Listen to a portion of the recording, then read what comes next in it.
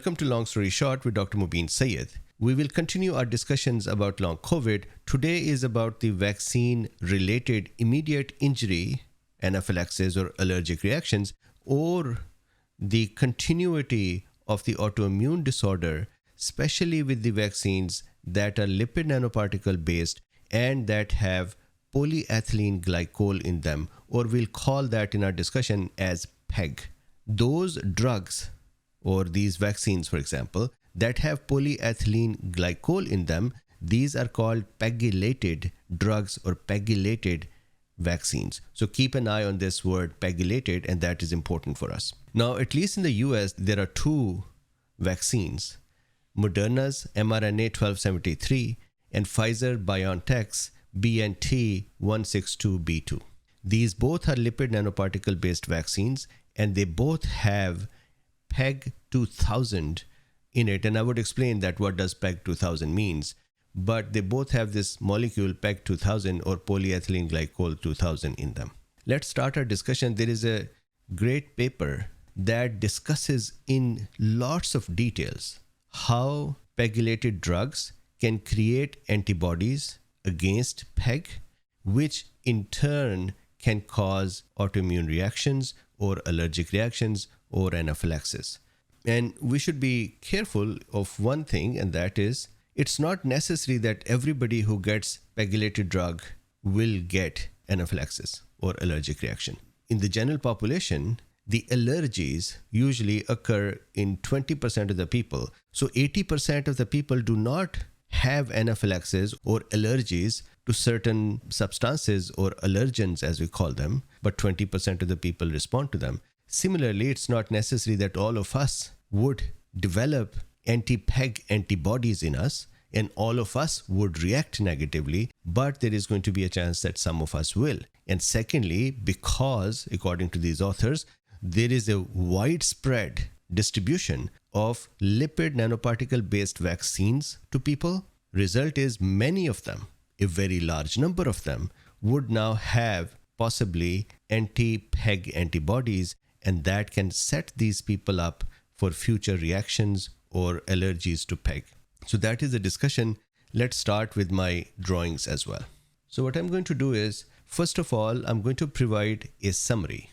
This summary can be used by physicians and clinicians and all of us, non-medicals as well. The summary is this. A PEGylated lipid nanoparticle based vaccine may cause an allergic reaction, especially in the second dose. And the physicians and clinicians know that sometimes for the allergies, there is a first exposure, and the first exposure usually is not intense. And the second exposure is where the immune system was already become ready with the first exposure. It has now become primed at the first exposure. And when the second exposure occurs, then the immune system simply attacks. And that is when the allergic reaction or anaphylaxis can occur. So similarly, the nanoparticle-based vaccines can have allergic reactions at the second dose or after. And we are seeing many of the patients having allergic reactions after the first, but a lot of them having the allergic reactions after the second dose or at the second dose.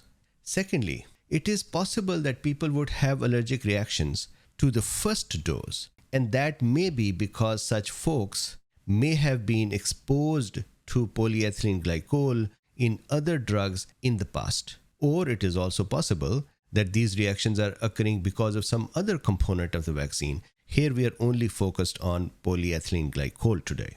Third thing, which ties this whole topic into the long COVID discussion, or we should not call it long COVID if it is vaccine, so vaccine injury or lingering side effects of the vaccine.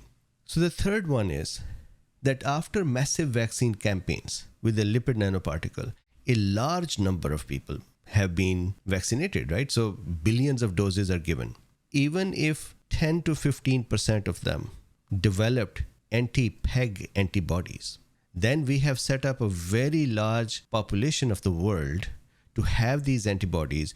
And in the future, if they're given medicines that contain PEG in them, then it is possible that they might develop allergic reactions or allergies. So we have just scaled up this problem. So the question that might be in your mind now as a clinician, that what are the drugs that are PEGylated. So let me show you a list of the drugs that are PEGylated. So in this article, table 1 contains clinically used PEGylated protein drugs, which are protein drugs. And then there is a table 2 that is clinically used PEGylated non-protein drugs. The point is that the drugs that can have polyethylene glycol in them, those drugs could be protein based or these could be non-protein based, and they have separately shown them. The reason for separating that out is that the authors talk about the immune system's responses, and the immune system's response to protein based base or product is slightly different compared to non-protein based. Now, in our context here, we are talking about the vaccines with the lipid nanoparticles. So these are not protein based. So these would fall in this second table. And as you can see here, the last two line, Comirnaty, which is BNT 162b2, and Moderna's COVID vaccine or mRNA 1273. And if you scroll these tables, so if I scroll this one, for example, and since when they are used. So for example, this top drug here, it's an enzyme type, and it is given for severe combined immunodeficiency since 1990, and so on. So it is interesting to keep an eye on such drugs, because if a patient is taking those drugs and then they're going to go for the vaccine, there is a risk of immediate injury and then a continuity of further possibility in the future. Or if somebody gets the vaccine today or now, and then in the future they need to have any of these drugs, they may be at risk of anaphylaxis or continuous allergies. So how does this tie into the long COVID? This ties into the long COVID because there can be an autoimmune response to the PEG, which can be long term. Actually, we know that allergies can actually be quite long term. So now what is polyethylene glycol? So this molecule over here, CH2CH2, is ethylene. And this molecule over here, which has two more OH added to it, so it is CH2CH2 and OH, this is ethylene glycol. It's a petroleum derivative. And down here is the polyethylene glycol. Poly means many. Ethylene glycol is this molecule. So here in this bracket, let's say is the ethylene glycol. And if you see an N over here, that means many of these. When they combine many of such molecules together and make a long chain, that makes polyethylene glycol. It can be branched as well. Now this long chained molecule or molecules, so these are combined with peptides or nucleotides or small nucleotide proteins. Now why do we use polyethylene glycols? Polyethylene glycols' function is to actually allow a larger hydrodynamic diameter of the particle with which they are connected. So imagine this is something, some protein or something that you are going to administer, and you want to protect this protein and you want to make it bigger. Why will you want to make it bigger and why do you want to protect it? So let's handle them both together. So sometimes you give a molecule and you observe that it is very quickly cleared from kidney. And so the half-life is short and you want that drug should stay in the body for a little longer. But the problem is it is very quickly getting filtered because the size is small. So what you do is you attach polyethylene glycol to it, and polyethylene would make its size bigger. And now the kidney would filter it slowly, and that would increase the half-life. This is just one example. Another interesting point, which is interesting for today's discussion as well, is that when polyethylene glycol is attached to a particle or a substance or a chemical molecule, the immune system can actually be slightly deceived to not look at this particle. Polyethylene glycol can make the particle or the substance look a little more inert, little more innocent, or hide the foreign material inside. And that way the immune system may not respond and not react that aggressively to this. This is the reason that the lipid nanoparticle based vaccines use polyethylene glycol in them. And what is their use? Why do they want to do it? The lipid nanoparticle is a vehicle for the genetic code, correct? It has messenger RNA in it.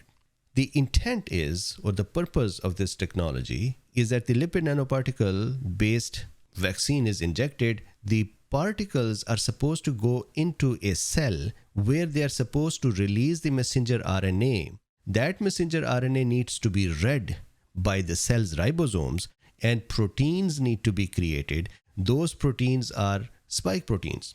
So this is very similar to giving a recipe to a chef, and then the chef makes that recipe, that food. So imagine in our example, we'll say that we give, let's say, fried chicken. We give the recipe for fried chicken to a chef, and that recipe contains how to make it, and then the chef follows that and makes the fried chicken. So keep these two things in your mind. There is a recipe and there is a product. Now the lipid nanoparticle and the messenger RNA in it is like a recipe. We don't want immune system to attack this lipid nanoparticle. So imagine if it is given as an injection to somebody's muscle, and all of a sudden the local macrophages and dendritic cells and the immune system cells just start attacking this particle. What will they do? They would destroy the recipe itself. The food is not yet cooked, the spike proteins are not yet made, and the recipe itself is destroyed beforehand. Would that serve the purpose of making the spike protein? No.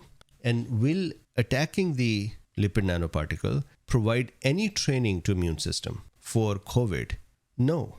In fact, the immune system might become sensitized to lipid nanoparticles and to polyethylene glycols, and that is the discussion we are doing, that can cause a problem. So what we want is that this particle just enters a normal cell and does its function. For that, you decorate this particle with lots of lipid polyethylene glycols. Polyethylene glycols would kind of hide it from the immune system.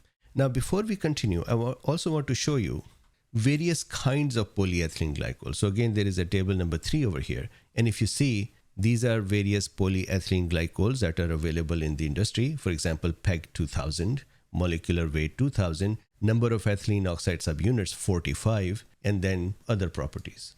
And what this means is that this polyethylene glycol polymer is available in various sizes, and then people or the scientists can use them. So here in this figure 1, the blue ones are the polyethylene glycol polymers, and these other non-blue structures are the drugs or substances. And here this pale orange is actually a part of the lipid nanoparticle or liposome, and this blue is polyethylene glycol around that. Okay, so getting back to our discussion. So we have established that why do these vaccines use it? Because they want the lipid nanoparticle to be able to avoid the attack from the immune system, especially the Kupffer cells in the liver. We want these cells not to pick up these particles, because if you remember, I had done a discussion about a couple of years ago as well. One of the concern with the nanoparticle based vaccines is that these can start accumulating in the liver. So imagine if somebody is receiving a repeated drug that has lipid nanoparticle in it. And if that drug starts accumulating in the liver over time with repeated drugs, then we will have a problem in the liver. Hence, there was a specific need to try to hide these lipid nanoparticles from the liver Kupffer cells, which are the macrophages of the liver or the immune system cells of the liver. Now that we understand why the polyethylene glycol is present, now is the delicate part. How does it actually help? What happens in the immune system? So let's start with our classical mechanism of immunogenicity, or production of the immune response by some material. So imagine here on the left side that we have a lipid nanoparticle. With that, we have these blue dots on it are the polyethylene glycols. This lipid nanoparticle gets attacked by the macrophages. And again, this is the point that we want to avoid it, but we cannot just totally stop that. So imagine the classical pathway, of course, is going to be weak because immune system is not going to have an overwhelming response here. It is going to be a weak response. But let's see the response. A macrophage or a dendritic cell picks up this polyethylene glycol based lipid nanoparticle and then breaks it down, presents the antigen to the normal immune system cells, that is the adaptive cells. So this very cell is the naive T cell. Naive T cell, in the presence of interleukin 4 and absence of interleukin 12, will become T helper 2 cell. Or if the naive T cell has interleukin 12 available, then it will become T helper 1 cell. So once it goes the T helper 2 route, then the naive T cell, which has become now T helper 2, it has gotten converted into it, would now further release interleukin 4 and 5. Interleukin 4 and 5 will cause B cells to become active. These B cells that become active are called plasmablasts or plasma cells. Now, here is an important problem to keep in mind, because a few diagrams later we're going to talk about that.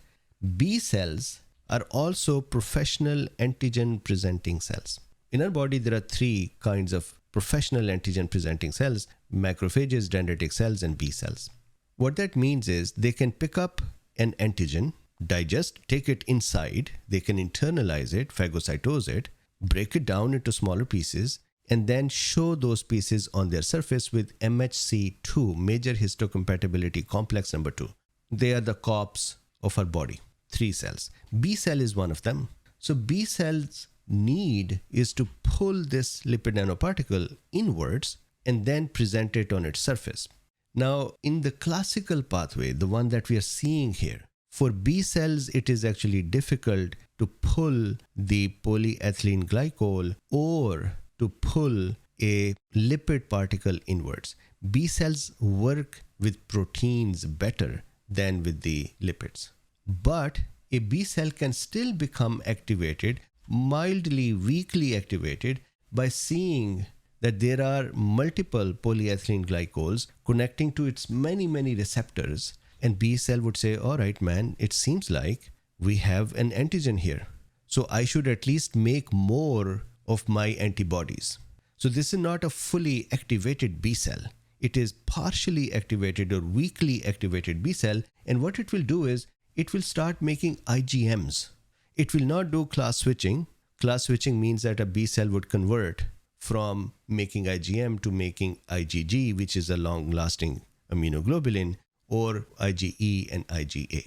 Still, it will make IgM. Some class switching might occur. And the result is, if class switchings occur and IgE is formed, then what happens is our mast cells get primed with the IgEs. And don't mind if you thought for a second that, okay, here we don't want to have a class switching, we just want to go with IgM. Then I would show you one more mechanism where IgE will be produced. But keep this in mind now, that here is a mast cell. Mast cells love IgEs. They are like flowers for mast cell IgEs. So mast cell will pick up an IgE and put it on its head, or IgEs generally go and get attached to mast cells as well. And that is called the priming of a mast cell. Now, this is not necessary that this would happen every time. This is also not necessary that a mast cell would then become reactive. But this is a process. Now, if a mast cell becomes decorated with IgEs to a specific foreign antigen, then when the second dose of the same antigen is given, imagine this was the first dose and now this is the second dose. When the second dose is given and the antigen short circuits multiple IgEs, that sends a signal in the mast cell to say the enemy is here again, we need to attack. And all of a sudden, mast cell would degranulate and release a bunch of chemical substances including histamine, and that is when we see the allergic reactions and allergies occurring to this particular substance. Now, that is a problem, correct? And then imagine if this patient in the future has to take some PEGylated drug. They have a problem. Imagine this patient needs to have a booster. We have a problem. Now we have developed a long-term issue. Now, if these antibodies continue to get produced, as happens in many vaccine injuries, then there can be an autoantibody component to this as well. This is why I believe it is important that when we are looking at vaccine injury and doing the labs, it is important to look at the anti-PEG antibodies as well. Okay, so now I'm going to answer another important question, and that is, we are discussing lipid-based antigen, lipid nanoparticle and polyethylene glycols. they do not use the classical pathway that nicely for the immune system. So how come the B cells would still become activated? How will they still make various kind of antibodies while they are not even supposed to be activated? So let me explain both of the mechanism, why they're not supposed to be activated, and then how do they become activated. So look at this one. This is a normal standard mechanism. This mechanism can be called as production of antibodies to a thymus-dependent antigen. So instead of calling antigen, we're calling it thymus-dependent antigens. What does that mean? In a simple way, those antigens that have proteins in them. These are called thymus-dependent antigens. Why? Because the T cells that get trained in thymus can work with protein-based antigens. So such antigens that have proteins in them are called thymus-dependent antigens. And now let's look at the mechanism. It's actually very simple. We just saw the bigger picture before. Here we have a B cell. And the B cell is now being told through the IL-4 and IL-5 release, as we saw here, it is being told that you should become active. Now, for B cell to become fully active, what it also needs is a co-stimulation by T cells, as you saw over there, IL-4 and 5. So what happens is, in the follicle, this B cell will go to the lymph nodes. And within the lymph nodes, B cells are actually present in the lymph nodes as well. Within the lymph node, there is a special cell called T follicular helper cell. Why do we say follicular? Because it lives in the follicles of the lymph nodes. This helper cell has to pick up the antigen, whatever that antigen is. It has to pick up that antigen, degrade it, digest it, break it down, then present it to the B cells. Or the other way around as well, that the B cell has to take the antigen, break it down, present it to the T cell, and then the T cell, in turn, the T follicular helper cell, would activate this B cell. That activation would allow for class switching and proliferation. So this is a normal classical mechanism, and this is called antibody production with thymus-dependent antigens. Now, our lipid nanoparticle and polyethylene glycols do not have this. So if they do not have this, how does this whole thing work then? So here is our second, and you can see that under the picture, there is nothing. So I'm just going to bring it up here for a second. So thymus-independent antigens and the production of antibodies, how does that work? Now we're not going to get T cell help. And even then we're going to produce antibodies. Let's see the mechanism. So here is a B cell. This B cell has many polyethylene glycol decorated lipid nanoparticles brushing on its surface with IgM and IgD. Now keep in mind that a B cell that is naive, that is not yet active, makes IgD and IgM, but it does not release them in the blood circulation. Instead, it keeps them decorating its own surface. It just attaches them to the surface, and these antibodies act as receptors for the B cell. So here, many IgM and IgDs are present on this B cell surface. Many lipid nanoparticles are now connecting with them. When a large surface of the B cell gets stimulated by these antigens, then the B cell, without any further co-stimulation, can start making more IgMs, and that will be called a weak response. And the B cell would even start proliferating, that means dividing in numbers. But it is not making IgGs, E or As, and it has a weaker response. So this is what we did before as well. Now let's activate this one without the help of other things. So what happens is, on this side now, if you see, these cells belong to the innate arm. Now, innate arm is directly going to activate the B cell, skipping the T cells. Wonderful mechanism. So what happens is, here, this is a B cell helper neutrophil, part of the innate arm. Neutrophils are interesting cells. They'll just pick up the foreign material, eat it up, chew it, and throw it out, and let that flow to the lymph nodes or be picked up by the macrophages. So they are actually helping the immune system to look at broken antigens and work with them. So here there is a neutrophil. It's a B cell helper neutrophil. It will pick up this antigen, that is the polyethylene glycol decorated lipid nanoparticle, and it would break it up. In that process, this neutrophil would release a molecule called APRIL, a proliferation inducing ligand. What does that mean? Proliferation means something that would ask a cell to increase in number. Ligand means binder. So this molecule is nothing but a message for the B cell to say you increase in numbers.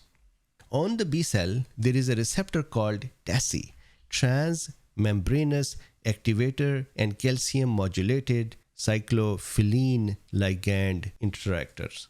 So that is the name TACI. So TACI gets connected by APRIL.